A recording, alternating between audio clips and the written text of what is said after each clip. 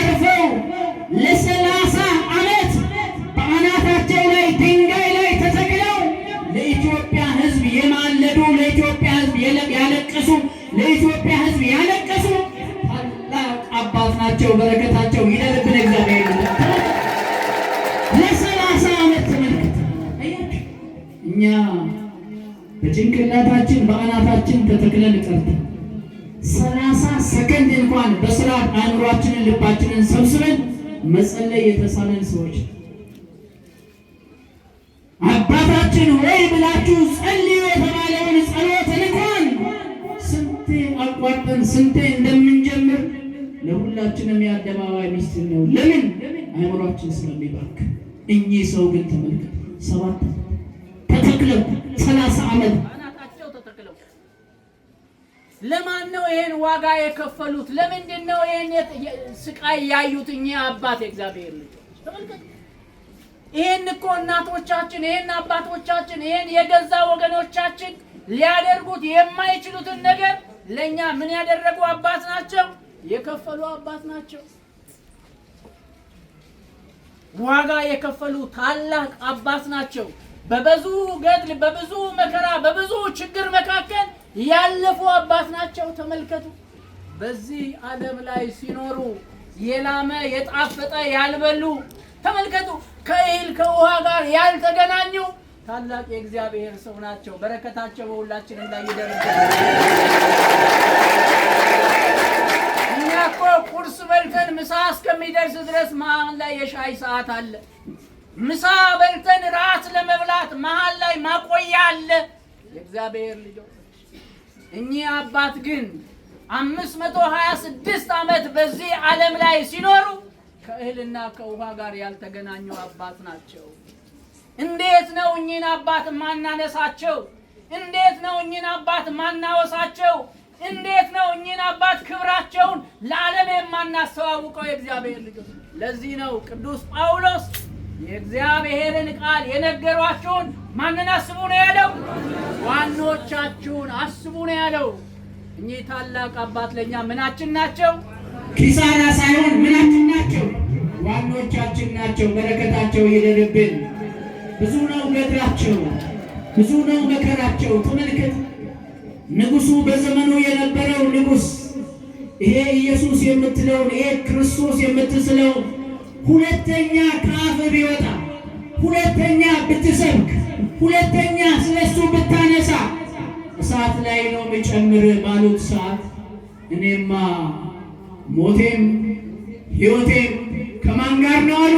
ከኢየሱስ ክርስቶስ። እስኪ እናንተም በሉ ሞቴም አይሰማም። ሞቴም ሕይወቴም ከማን ጋር? ከክርስቶስ ኢየሱስ። እኛ ተጣብቀናል፣ ላንለያይ ተስማምተናል። ከማን ጋር? ከድንግል ማርያም ከኢየሱስ ክርስቶስ። ከድንግል ማርያም ልጅ ከማን ጋር? ከኢየሱስ። ስለዚህ ምን አሉ? እኔ እንዴት ሳልሰብከው እንዴት ሳልገልጠው እንዴት ይሆንልኛል? አይሆንልኝም ብለው ቁርጥ አቋም በያዙ ሰዓት ንጉሱ እሳት አስነድዶ ተመልከቱ። እሳቱ ከፍ ብሎ እየተንቀለቀለ እያለ እሳቱ ውስጥ ሊጨምራቸው ሲዘጋጅ እኛ ብንሆን እንሮጣለን፣ እኛ ብንሆን እንርበተበታለን፣ እኛ ብንሆን ንጉሥ ሆይ ከቃል ያልወጣል 1000 ዓመት ንገስ ብለን ንጉሱ ፊት ነው የምንደፋው። እሳቸው ግን የንጉሱ ሰራዊት የንጉሱ ሎሌ እሳት ውስጥ አይጨምራቸው። እሳቸው ሮጠው በዚያ በሚነድ እሳት ውስጥ ነበር የገቡት። እዛ እሳት ውስጥ ሲገባ እግዚአብሔር ከእሳቸው ጋር ነበር። እሳቱ ምንም አላደረጋቸውም። ሐናንያና አዛርያ በዛ በእቶን እሳት በተጣሉ ሰዓት የራማው ልዑል ቅዱስ ገብርኤል ከእግዚአብሔር ተልኮ መጥቶ ልብሳቸው እንዳይነካ ሰውነታቸው እንዳይቃጠል እንደጠበቀ ሁሉ ከዚያ ከግብፅ ጀምሮ ይጠብቃቸው ይንከባከባቸው የነበረው መልአኩ እዚያ እሳት ውስጥ እሳቸው ሲገቡ ከእሳቸው ጋር ነበር። መልአኩን የያዘ ሰው አይወድቅም። እውነት ወይስ ውሸት? እውነት ወይስ ውሸት? ሚካኤልን ይዘን አንወድቅም። ገብርኤልን ሩፋኤልን ይዘን አንወድቅም። ተመልከቱ። በእንዲህ አይነት መልኩ የመሰከሩ በእሳት ውስጥ ሆነው የእግዚአብሔርን ክብር የገለጡ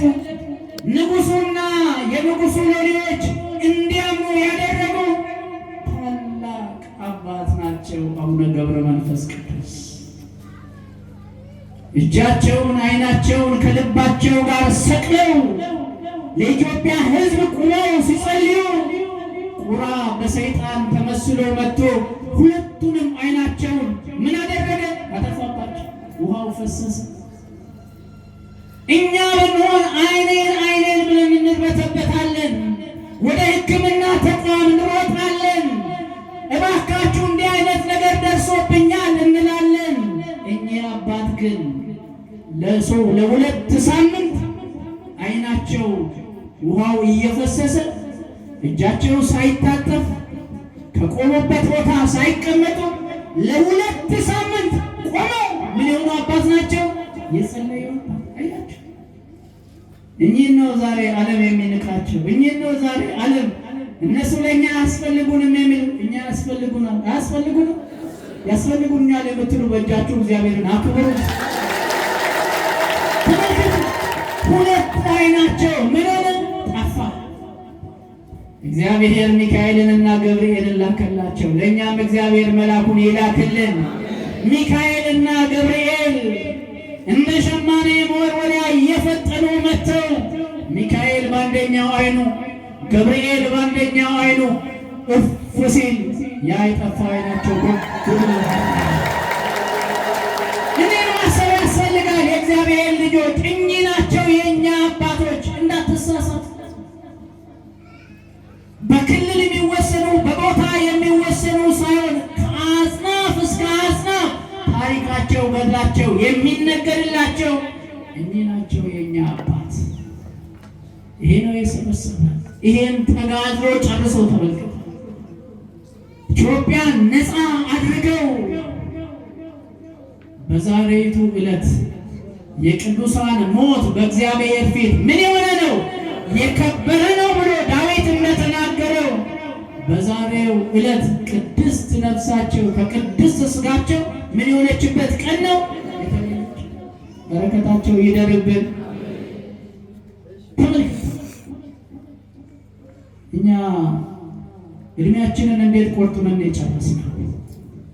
እኚህ አባት የሕይወት ምዕራፋቸውን አይተናል፣ እንዴት እንዳለፉ ሕይወታቸውን ኑሯቸውን እንዴት ከክርስቶስ ኢየሱስ ጋር እንዳጣጣሙ አይተናል። ገድላቸውን በከፊል በትንሽ በጥቂት።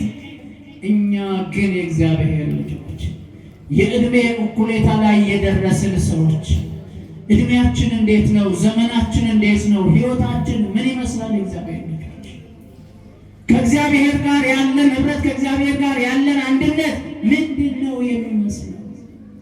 በዓል ሲመጣ ብቻ ለማድመቅ ነው ወይስ ሁሉ